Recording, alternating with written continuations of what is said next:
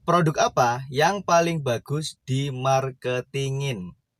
Yang paling gampang bagi seorang marketer untuk bisa membantu seorang sales mendapatkan penjualan yang banyak. Agar berselancarmu di YouTube bermanfaat, dukung channel-channel yang menyediakan konten-konten bermanfaat. Salah satunya channel ini, channel Septian Trio Arizona. Subscribe sekarang juga. Nyalakan loncengnya. Assalamualaikum warahmatullahi wabarakatuh, teman-teman semua. Kembali lagi dengan saya Septian Trio Arizona. Lagi-lagi kita akan bahas tentang marketing. Dan kali ini saya ingin membahas produk apa yang paling bagus untuk dimarketingin. Kuliner kah? Fashion kah? Atau jasa kah? Atau apa? Ya, mudah-mudahan materi hari ini bisa menjawab kegelisahan teman-teman yang masih bingung mau buat produk apa. Oke teman-teman, saya termasuk orang yang tidak peduli produknya jenis apa. Saya tidak peduli fashion, saya tidak peduli herbal, saya tidak peduli skincare, saya tidak peduli properti, saya tidak peduli apapun produknya. Karena hari ini saya megang beberapa produk, saya megang herbal, iya, saya megang skincare, iya, saya megang klinik kecantikan, iya, saya megang fashion, iya, dan beberapa portofolio saya membantu teman-teman saya yang punya bidang lain. Misalnya kuliner, ada di jajanan, juga ada di kuliner yang makanan berat juga ada. Intinya adalah bukan pada produknya apa. Karena kalau kita jadi orang yang fair, yang adil, kita lihat dengan mata dan kepala kita. Di luar sana banyak orang jualan kuliner berhasil. Mau itu pecel lele, mau itu nasi urap-urap, mau itu sambelan, bakso, rawon, soto dan sebagainya, semua bisa berhasil pada tempatnya. Juga orang jualan fashion, mau itu gamis, mau itu kaos oblong, mau itu celana, mau itu apapun ya fashion jenisnya, di luar sana juga banyak orang berhasil menjalankannya. Termasuk juga mungkin yang menurut sebagian orang susah jualannya, yaitu properti. Di luar sana toh faktanya banyak orang juga berhasil jual properti. Termasuk juga mungkin skincare yang mungkin orang bilang hari ini berdarah-darah. Saya punya megang dua merek skincare dan dua-duanya alhamdulillah penjualannya rame dan tidak ada masalah gitu ya. Jadi intinya bukan pada produknya apa, tapi produk atau jasanya mesti bisa menjawab persaingan di tiga variabel. Nah, variabel pertama adalah produk ini harus mampu menjawab what customer want or need. Kalau suatu produk dan jasa di bisnis kita itu mampu menjawab what customer want or need, apa yang diinginkan dan apa yang dibutuhkan sama customer, maka insya Allah produk itu mau apapun jenisnya tetap akan laku. Tapi ada dua variabel lainnya yang perlu diperhatikan, yaitu adalah satu, what your competitor provide. Apa yang disediakan kompetitor kita terhadap produk yang diinginkan dan dibutuhkan sama customer. Variabel yang ketiga adalah apa yang kita sediakan. Jadi pertarungan produk yang gampang dijual adalah apa yang dibutuhkan dan diinginkan sama customer itu harus relevan apa yang kita mampu sediakan terhadap apa yang diminta sama customer. Karena tidak semua permintaan customer itu mampu kita sediakan. Ya. Dan apa yang kita sediakan ini mesti juga head to head dengan apa yang disediakan sama kompetitor.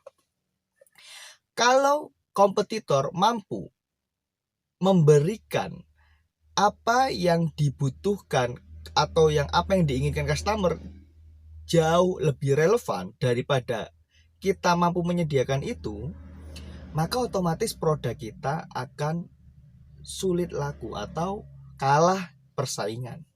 Tetapi kalau kita lebih relevan, lebih mampu menjawab apa yang diinginkan dan apa yang dibutuhkan customer dibanding kompetitor, maka produk kita lebih laku daripada kompetitor.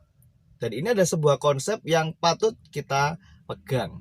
Misalnya saya jualan skincare, ya. Mereknya adalah Pronava Skincare.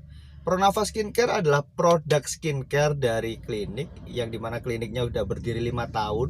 Produk ini adalah awalnya melalui resep dokter. Alhamdulillah selama riset 5 tahun terjadilah formula yang mendapat izin dari BPOM dan juga sudah lolos izin dari Majelis Ulama Indonesia untuk label halal.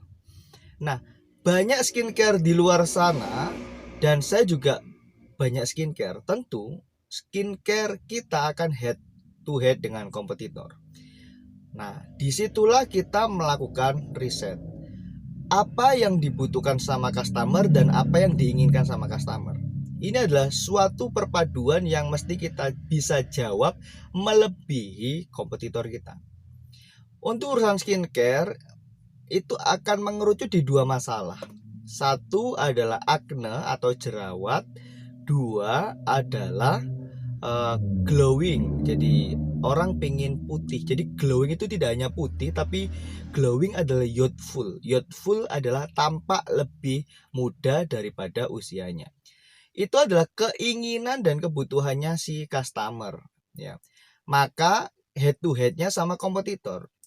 Dari sebagian atau dari banyaknya penyedia skincare, maka kita memilih menjadi penyedia skincare yang punya keunggulan di produk yang tidak menggunakan bahan berbahaya. 100% bahan kita aman tanpa merkuri.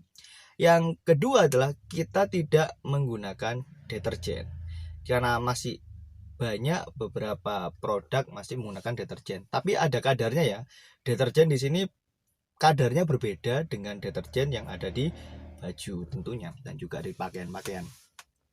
Nah, karena saya punya keunggulan itu, maka saya fokus untuk mengkampanyekan untuk menggunakan skincare sehat. Nah, untuk menggunakan skincare sehat, maka saya perlu membangun awareness orang-orang terhadap dampak bahaya kalau menggunakan skincare tidak sehat. Skincare tidak sehat itu mungkin hasilnya lebih cepat, tapi punya dampak ketika mungkin berhenti pemakaian atau mungkin sudah terlalu lama memakai, maka akan muncul beberapa efek. Misalnya ada hitam-hitam, bintik hitam muncul di kulit, dan itu tidak hanya kulit muka. Misalnya kalau pakai body lotion dan lain sebagainya juga bisa berdampak di kulit di seluruh tubuh. Nah, untuk penggunaan skincare sehat adalah tidak ada dampak itu, tapi kalau berhenti ya kembali ke kulit semula. Kalau skincare tidak sehat adalah bisa putih, lebih bagus, lebih glowing, tetapi nanti dampaknya kulitnya kualitasnya downgrade dari kulit asalnya. Nah, itu sangat berbahaya. Maka tim marketing kami yang saya pimpin adalah kita membangun sebuah edukasi bahwasanya produk kita unggul di situ. Jadi intinya seorang marketer harus bisa memarketingkan produknya, dan inti dari marketingkan produk adalah harus bisa menjawab ini untuk itu. Jadi produknya harus terjawab ini untuk itu. Selama kita bisa mengkampanyekan ini untuk itu pada customer, maka customer akan membandingkan dengan kompetitor. Dan ketika customer itu aware bahwa produk kita lebih unggul daripada customer dari sisi manapun ya, bisa dari sisi harga, bisa dari sisi manfaat, bisa dari sisi bonus, bisa dari sisi pelayanan, dan bisa dari sisi-sisi yang lain, maka kita cukup menjadi lebih baik di satu sisi saja dan kita bisa memenangkan persaingan. Karena saya pernah dapat quote ya, quote-nya dari Bang Panji Pragiwaksono, saya tahunya dari seorang stand up comedian. Beliau pernah bilang bahwasanya sedikit lebih baik itu lebih baik sedikit berbeda itu lebih baik daripada sedikit lebih baik. Jadi kalau kita bisa mengkampanyekan perbedaan kita dibanding kompetitor dan itu menjawab terhadap what customer want or what customer need, maka produk kita akan gampang diterima oleh customer kita. Mudah-mudahan bermanfaat. Assalamualaikum warahmatullahi wabarakatuh. Subscribe sekarang juga, nyalakan loncengnya.